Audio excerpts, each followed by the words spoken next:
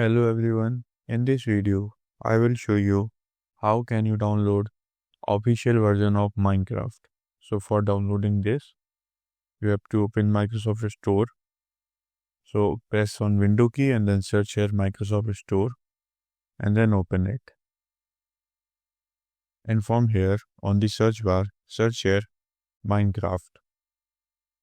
So here you can see all the versions of Minecraft is showing. Now you can choose whichever version you want to install.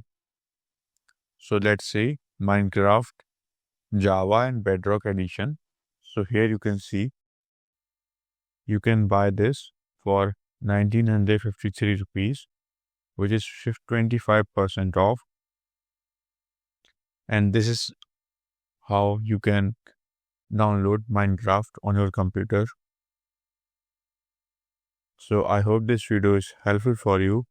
If you found this video helpful, please do like, share and subscribe, and thanks for watching.